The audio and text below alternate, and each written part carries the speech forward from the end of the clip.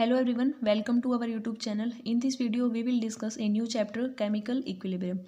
We have completed the two chapter, Thermodynamics and Thermochemistry. हमने 2 chapter complete कर लिए हैं फिजिकल केमिस्ट्री के BSc सेकेंड थर्ड सेमेस्टर. अब हमारा नेक्स्ट चैप्टर आता है केमिकल इक्विलिब्रियम. देखिए केमिकल इक्विलिब्रियम में हम क्या पढ़ने वाले हैं मेन, इसमें हम रिएक्शंस का रेट देखते हैं एंड इसमें हम रिवर्सिबल इरिवर्सिबल रिएक्शंस पढ़ेंगे, कुछ इक्विलिब्रियम कांस्टेंट पढ़ेंगे, उसमें रिलेशंस देखेंगे, डिफरेंट टाइप ऑफ रिएक्शंस. ठीक है. फर्स्ट आपको पता होना चाहिए कि केमिकल इक्विलिब्रियम, ये हमें पता है कि जो केमिकल इक्विलिब्रियम होता है वो किस में होता है, हम रिवर्सिबल रिएक्शन में पढ़ते हैं. देखिए केमिकल रिएक्शन वो स्टेज होती है जब रिएक्शन का जो रेट होता है ना, फॉरवर्ड एंड बैकवर्ड, जब दोनों सेम हो जाते हैं तब आपके पास इक्विलिब्रियम की स्टेज आती है, केमिकल इक्विलिब्रियम की स्टेज. इन केस ऑफ, इसको हम ऐसे भी डिफाइन कर सकते हैं कि स्टेट होती है जैसे रिवर्सिबल रिएक्शन वेहन, जब rate of forward equal to हो जाए आपका बैकवर्ड के. एंड वन थिंग ये भी पता है आपको कि जो इक्विलिब्रियम होता है वो हमें पता है कि अटेन होगा ऑलवेज इन क्लोज कंटेनर में. ओपन में होगा तब तो आपका हम इक्विलिब्रियम को अटेन नहीं कर पाते. एंड सेकंड आपके पास जो रेट होता है इक्विलिब्रियम में, जो रेट ऑफ किसका, जो फॉरवर्ड रिएक्शन हो गया आपका, रेट फॉरवर्ड रिएक्शन का किसके इक्वल होगा आपके पास, रेट ऑफ बैकवर्ड रिएक्शन. अब हम डिटेल से देखेंगे कि रेट कैसे बैकवर्ड रिएक्शन. ठीक है. एंड जो जब इक्विलिब्रियम होता है ना, तब जो आपकी कंसंट्रेशन होती है किसकी, रिएक्टेंट की एंड प्रोडक्ट, वो क्या होती है, बिकेम कांस्टेंट हो जाती है, वो चेंज नहीं होती एट इक्विलिब्रियम पे. ठीक है. अब देखिए फर्स्ट इक्विलिब्रियम को समझने के लिए हमें पढ़ना होगा कि रिवर्सिबल रिएक्शंस क्या होती हैं एंड इरिवर्सिबल रिएक्शंस क्या होती हैं. ठीक है. देखिए हम पढ़ते हैं टाइप ऑफ रिएक्शन. देखिए 2 टाइप की रिएक्शन पढ़ेंगे हम. फर्स्ट आते हैं आपके पास रिवर्सिबल रिएक्शन एंड सेकंड है आपके पास इरिवर्सिबल रिएक्शन. ठीक है. अब देखिए रिवर्सिबल रिएक्शंस क्या होती हैं. ये रिएक्शन वो होती है जिसमें नॉट ओनली जो रिएक्टेंट है वो हमें, जैसे हम ये बोलेंगे जैसे A प्लस में B, ये आपका C प्लस D दे रहा है. रिवर्सिबल रिएक्शंस को हमें इस एरो, देखिए इस एरो का मतलब है कि आप फॉरवर्ड में जा रही है, A प्लस बी कन्वर्ट हो रहा है आपका C प्लस डी में. ठीक है. एंड ये इस एरो को हम बोलते हैं बैकवर्ड में, मीन C प्लस डी से हम कन्वर्ट कर सकते हैं A प्लस बी में. रिवर्सिबल रिएक्शन वो होती है जब से ये हमारे रिएक्टेंट थे A और B. ठीक है. रिएक्टेंट किस में कन्वर्ट हो गए, प्रोडक्ट में, ये आपका होगा फॉरवर्ड का रेट. ठीक है. एंड जब C प्लस डी वापस हम इंटर कन्वर्ट कर सकते हैं A प्लस बी में, तब उसको बोलते हैं हम रिवर्सिबल रिएक्शंस. मीन्स क्या हो गया कि कैसी रिएक्शन, जब हम रिएक्टेंट आपका क्या दे रहा है, प्रोडक्ट भी, और सेम कंडीशंस पे ही हम प्रोडक्ट को रिएक्टेंट में कन्वर्ट कर सकते हैं. मीन्स देखो A प्लस बी है, ये फॉरवर्ड होगा आपका, C प्लस डी में कन्वर्ट कर दिया हमने रिएक्टेंट से प्रोडक्ट. अब देखिए C प्लस डी क्या होगा, प्रोडक्ट, प्रोडक्ट से वापस हम किस में जा सकते हैं, A प्लस में, ये आपका बैकवर्ड का रेट हो. दोनों में हमने कर दिया A प्लस बी, ये फॉरवर्ड का रेट हो गया.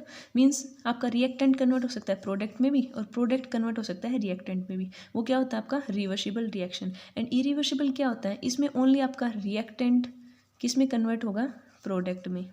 ठीक है. एंड जो इरिवर्सिबल के लिए हम ये एरो का यूज़ करते हैं एंड रिवर्सिबल के लिए ये साइन देखेंगे आप. इरिवर्सिबल में क्या होगा, ओनली आपका जो रिएक्टेंट होगा ना वो प्रोडक्ट में कन्वर्ट होगा. मीन्स हम प्रोडक्ट से वापस रिएक्टेंट में कन्वर्ट नहीं कर सकते किसी भी कंडीशंस पे. तो ठीक है, आपको ये पता होना चाहिए कि रिवर्सिबल, जैसे देखिए अब ये तो है आपका रेट ऑफ रिएक्शन, ये फॉरवर्ड में, जब रिएक्शन, जब फॉरवर्ड मीन्स जब आपका रिएक्टेंट कन्वर्ट हो रहा है प्रोडक्ट में. एंड बैकवर्ड कब बोल रहे हैं, जब आपका प्रोडक्ट कन्वर्ट हो रहा है रिएक्टेंट में. ठीक है. तो इक्विलिब्रियम की स्टेज कब आती है, जब आपका जो रेट है ना फॉरवर्ड का, ये वाला रेट और ये जो बैकवर्ड का रेट है वो दोनों क्या हो जाएं, बराबर, मीन्स इक्वल हो जाएं, तब आपके पास इक्विलिब्रियम की स्टेज आती है. ठीक है. किसी एक स्टेट के ऊपर जो रेट होगा ना आपका रिएक्टेंट से प्रोडक्ट में जाने और प्रोडक्ट में रिएक्टेंट, वो दोनों सेम हो जाएंगे, तब आपके पास इक्विलिब्रियम आता है. उसको हम इक्विलिब्रियम बोलते हैं कि जब rate of forward reaction equal to rate of backward. And irreversible में क्या होता है कि ओनली रिएक्टेंट कन्वर्ट होगा आपका प्रोडक्ट में. मीन्स प्रोडक्ट से रिएक्टेंट हम इंटर कन्वर्ट नहीं कर सकते. फॉर एग्जाम्पल जैसे रिवर्सिबल में हम रिएक्शन देखते हैं, सिंपल, ये देखा होगा आपने, फेमस रिएक्शन है, अमोनिया की फॉर्मेशन करते हैं हम, हैबर प्रोसेस बोलते हैं हम इसको. N2 प्लस 3H2, ये क्या देता है आपका 2NH3. ये कौन सी रिएक्शन है, reversible type of reaction. Means देखिए N2 प्लस 3H2 जब हम करते हैं इतने मोल, तब आपका किस में कन्वर्ट हो जाता है, अमोनिया. अब हम इसको इंटर कन्वर्ट कर सकते हैं, मीन्स अमोनिया से हम वापस N2 प्लस H2 बना सकते हैं. ये आपका फॉरवर्ड में एंड बैकवर्ड. तो ये कौन सी टाइप ऑफ रिवर्सिबल, जैसे आपने ये भी पढ़ा होगा H2 प्लस I2, ये आपका 2HI, ये गैस के फॉर्म में, ये कौन सी होती है, सारे रिवर्सिबल रिएक्शंस. ठीक है. अब देखिए ये भी 2 टाइप्स की हो सकती है आपके पास. एक होती है आपके पास homogeneous reversible reaction and second हो सकती है हिट्रोजीनियस. अब देखिए होमो मीन होता है सेम, यहाँ पे जो होमोजीनियस होगा ना वहाँ पे जो सेम फेज होगी, मीन्स फेज का क्या मीन्स है, जो रिएक्टेंट और प्रोडक्ट, जैसे ये आपके सॉलिड में है तो ये भी सॉलिड में, मीन्स फेज सेम होनी चाहिए। जैसे ये आपकी गैस में होती है, H2 गैस में, I2 गैस में, 2H, तो ये कौन सी टाइप ऑफ रिएक्शन होगी, होमोजीनियस, जब आपके रिएक्टेंट और प्रोडक्ट दोनों की जो फेज है वो सेम है, ठीक है। एंड हीट्रो में क्या होगा, वो डिफरेंट होगी, मीन्स रिएक्टेंट और प्रोडक्ट हैं वो प्रेजेंट होंगे डिफरेंट फेज में। जैसे हम देखते हैं कैल्शियम कार्बोनेट, उसका हम डिकम्पोजिशन करते हैं तो क्या बनता है आपका कैल्शियम ऑक्साइड प्लस CO2। अब देखिए CO2 गैस होता है एंड कैल्शियम ऑक्साइड क्या होता है आपके पास, सॉलिड, एंड ये सॉलिड, तो यहाँ पे देखिए ये सॉलिड में है, ये गैस में, तो डिफरेंट हो गया। तो हेट्रोजीनियस में क्या होगा, रिएक्टेंट और प्रोडक्ट की फेज होगी वो सेम नहीं होगी एंड होमो में सेम होगी, ठीक है। तो ये हमने पढ़ लिया। ये आपका रिवर्सिबल के कुछ पता होना चाहिए आपको। एंड इरिवर्सिबल में क्या होता है कि जब आपका रिएक्टेंट कन्वर्ट होता है ओनली प्रोडक्ट में, मीन्स हम इंटर कन्वर्ट नहीं कर सकते। जैसे इसके फेमस रिएक्शन पढ़ते हैं जो इरिवर्सिबल में, एक आपने देखा होगा न्यूट्रलाइजेशन रिएक्शन। देखिए सिंपल होता है, हम देखते हैं जैसे हम HCl में जब NaOH मिलाते हैं तो क्या फॉर्मेशन होता है आपके पास, सोल्ट की फॉर्मेशन प्लस में वाटर, ये हमें पता है। जैसे सोल्ट है पानी में डिजोल्व हो जाता है, लेकिन ये नहीं होता ना कि जैसे NaCl प्लस H2 को हम वापस इंटर कन्वर्ट नहीं कर सकते HCl प्लस NaOH में। तो यहाँ से क्या हो रहा है कि मीन्स ये आपके पास इरिवर्सिबल रिएक्शन है, हम प्रोडक्ट को वापस इंटर कन्वर्ट नहीं कर सकते रिएक्टेंट में, ठीक है। तो ये इरिवर्सिबल रिएक्शन मीन्स जितनी भी मोस्टली जो न्यूट्रलाइजेशन रिएक्शन होती हैं वो इरिवर्सिबल होती हैं। एंड सेकेंड आपने देखी होगी जो प्रेसिपिटेशन रिएक्शन होती हैं जितनी भी, जैसे फॉर एग्जांपल NaCl की आप रिएक्शन करवाते हैं जैसे AgNO3 के साथ में, ये प्रेसिपिटेशन होती है, AgCl वाइट PPT के फॉर्म में हो जाता है यहाँ पे, एंड प्लस में क्या हो जाता है आपके पास NaNO3। तो ये रिएक्शन कौन सी है, अब AgCl प्लस NaO3 का हम फिर से मिलाएं, वापस इंटरकन्वर्ट नहीं कर सकते NaCl प्लस Ag, क्योंकि यहाँ पर इसकी वाइट PPT बन जाती है। तो प्रेसिपिटेशन रिएक्शन मोस्टली इरिवर्सिबल होती हैं।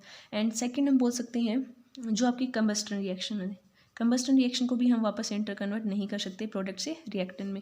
जैसे आपके पास हमने ले लिया Mg है, कंबस्टन में O2 के साथ किया तो ये ले लिया MgO मैग्नीशियम ऑक्साइड, ठीक है। अब इसको हम वापस इंटर, तो कंबस्टन रिएक्शन भी इरिवर्सिबल के।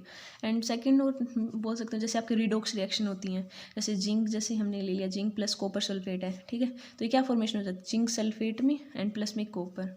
तो ये ऑल रिएक्शन कैसी हैं, इरिवर्सिबल रिएक्शन है। एंड ये हमने रिवर्सिबल के कुछ टाइप पढ़ लिए, ठीक है। ये आपको पता होना चाहिए कि रिवर्सिबल क्या होती है एंड इरिवर्सिबल रिएक्शंस क्या होती हैं।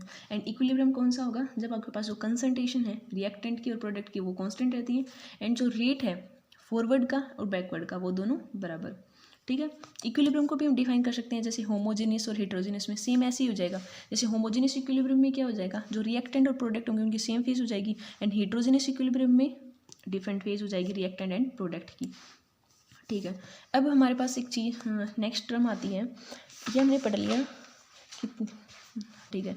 अब हमारे पास आती है स्टेट ऑफ केमिकल इक्विलिब्रियम, ठीक है, स्टेट ऑफ केमिकल इक्विलिब्रियम। देखिए स्टेट ऑफ केमिकल रिएक्शन क्या मीन्स है, मीन्स एक ऐसी स्टेट जो रिवर्सिबल रिएक्शन कर रही हैं उसमें जब रेट आपका फॉरवर्ड और बैकवर्ड सेम हो जाता है, मीन्स देखिए हम ग्राफ देखते हैं किसका, जब रेट ऑफ रिएक्शन का, ठीक है, विद टाइम के साथ में, तो हम क्या देखते हैं कि जो आपका फॉरवर्ड का रेट एंड ये आपका बैकवर्ड का रेट, ठीक है। अब ये जो स्टेज है इस स्टेज को बोलते हैं, ये आपका है फॉरवर्ड रिएक्शन का रेट एंड ये है आपके पास बैकवर्ड रिएक्शन। अब यहाँ पे देखिए जो रेट है फॉरवर्ड और बैकवर्ड इस स्टेज के ऊपर कैसे हो गए, सेम, मीन्स दोनों का रेट फॉरवर्ड और बैकवर्ड का सेम होगा। इस स्टेज को हम बोलते हैं इक्विलिब्रियम स्टेज, ठीक है। इक्विलिब्रियम, ये कौन सी स्टेट आ गई आपके पास, इक्विलिब्रियम, जब रेट फॉरवर्ड और बैकवर्ड का सेम हो जाता है तो उसको हम बोलते हैं इक्विलिब्रियम की स्टेज। इसको बोल सकते हैं हम स्टेट ऑफ केमिकल इक्विलिब्रियम। तो डिफाइन कर सकते हैं स्टेट ऑफ केमिकल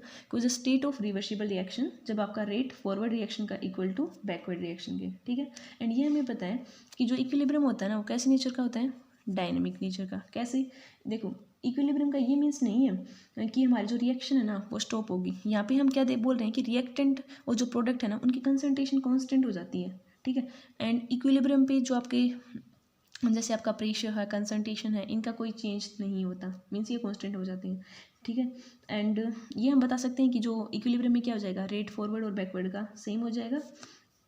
अब नेक्स्ट टर्म आती है आपके पास लो ऑफ मास एक्शन। देखिए ये इंपॉर्टेंट होती है आपके पास इक्विलिब्रियम में, लो ऑफ मास एक्शन। देखिए हम कैसे डिफाइन करेंगे लो ऑफ मास एक्शन को। देखो ये क्या बोलती है, लो ऑफ मास एक्शन ये बोलती है कि जो रेट होगा ना एट विच जिसके ऊपर आपका सब्सटेंस रिएक्ट कर रहा है वो किसके प्रोपोर्शनल होगा, एक्टिव मास, किसकी, एक्टिव मास। एंड जो रेट है हमारा किसका, केमिकल रिएक्शन, जो भी हम केमिकल रिएक्शन लिखेंगे उसका जो रेट होगा ना वो किसके प्रोपोर्शनल होगा, directly proportional to product of active masses किसके, रिएक्टेंट के। ठीक है, अब देखिए जैसे हम रिएक्शन लिखते हैं, जैसे आपका ए से बी है कोई रिएक्शन, ये रिएक्टेंट से आपका क्या दे रहा है, प्रोडक्ट की फॉर्मेशन कर रहा है। अब हम जैसे आपका ये कोफिशिएंट ले सकते हैं, ए है एंड बी है। ठीक है, अब हम इसके लिए रेट लिखेंगे, तो कैसे लिखेंगे, according to law of mass action. तो आपका जो रेट है वो डायरेक्टली होगा कंसंट्रेशन ऑफ रिएक्टेंट, तो रिएक्टेंट कौन आपका ए एंड बी, तो ए एंड बी। ठीक है, एंड सेकेंड टर्म ये बोलती है कि डायरेक्टली प्रोपोर्शनल होगा कंसंट्रेशन ऑफ रिएक्टेंट के एंड जो इसकी जो कोफिशिएंट्स होंगे वो इसके पावर में चले जाएंगे। मीन्स यहाँ पे ए का जो कोफिशिएंट है यहाँ पे ए एंड ये है बी का। तो ये है आपका लॉ ऑफ मास एक्शंस, क्या बोलता है कि जो आपका रेट लो होगा वो किसके प्रोपोर्शनल हो जाएगा, rate of chemical reaction directly proportional to product of active masses reactant के and with each term raise to power किसके, इक्वल टू इट्स कोफिशिएंट। जो भी आपका केमिकल रिएक्शन में इसके कोफिशिएंट दे रखे हैं वो इसके पावर में चले जाएंगे। इससे हम रेट को डिफाइन कर सकते हैं। जैसे आपके पास यही मान लिया हमने, जैसे 2n2 प्लस में 3s2, ये आपके पास 2n3 की फॉर्मेशन करें। अब इसके लिए हमें रेट लो लिखना है, तो हम कैसे लिखेंगे, किसके प्रोपोर्शनल होगा वो, कंसंट्रेशन ऑफ रिएक्टेंट, तो रिएक्टेंट कौन है आपके पास, n2 एंड H2। ठीक है, अब इनके कोफिशिएंट्स, कोफिशिएंट को क्या बोलते हैं, पावर में, तो n2 का कोफिशिएंट कितना है 2 एंड H2 का कोफिशिएंट कितना है 3, तो ये रेट होगा आपके पास फॉरवर्ड का। ठीक है, अब हम बैकवर्ड का लिखना चाहते हैं, तो बैकवर्ड में क्या होगा आपके पास, मीन्स क्या होगा 2n3। ठीक है, वो किस में कन्वर्ट होगा, 2n2 प्लस में 3s2। बैकवर्ड का मीन्स क्या आपका, प्रोडक्ट कन्वर्ट हो रहा है वापस रिएक्टेंट में। अब इसके लिए हमें लिखना होता हूँ बैकवर्ड के लिए रेट, तो किसके प्रोपोर्शनल हो जाए, कंसंट्रेशन ऑफ रिएक्टेंट। अब रिएक्टेंट कौन है हमारा, अमोनिया, तो मीन्स अमोनिया एंड इसका कोफिशिएंट कितना है 2। तो ऐसे हम डिफाइन कर सकते हैं। ठीक है, एंड एक आता है आपके पास लॉ ऑफ केमिकल इक्विलिब्रियम। ठीक है, वो क्या होता है आपका, जब लो ऑफ केमिकल इक्विलिब्रियम क्या हुआ, रेट ऑफ फॉरवर्ड रिएक्शन किसके इक्वल हो जाएगी, रेट ऑफ बैकवर्ड रिएक्शन के। ठीक है, एंड जो रेशियो होता है फॉरवर्ड का एंड बैकवर्ड का वो इक्वल आता है किसी कांस्टेंट, इसको बोलते हैं हम इक्विलिब्रियम कांस्टेंट। ठीक है, फॉरवर्ड का और बैकवर्ड का उनका रेशियो इक्वल टू के, उसको बोलते हैं हम equilibrium constant. And next video में हम पढ़ेंगे different type of equilibrium constant, जैसे आपके पास के पी, के सी, के एक्स, एंड इनमें हम रिलेशंस फाइंड आउट करेंगे एंड कैलकुलेट करेंगे। आई होप आपको समझ आया होगा कि इक्विलिब्रियम क्या होता है, इसमें कैसे रिएक्शंस होती हैं, रेट लो, जो आपका लॉ ऑफ मास एक्शन है ये इंपॉर्टेंट है, आपका 2 मार्क्स में पूछ लेते हैं, तो इसमें आपको बस सिंपल डेफिनेशन बतानी है एंड आप रेट लो किसी भी एक रिएक्शन की हेल्प से डिफाइन कर सकते हैं। कई बार हमारे मार्क्स में आपसे रिएक्शन से देके पूछ भी सकते हैं कि इसका रेट लो लिख के दिखाएं लॉ ऑफ मास एक्शन की हेल्प से, तो हम डिफाइन कर सकते हैं। आई होप आपको समझ आया होगा। Thanks for watching my channel.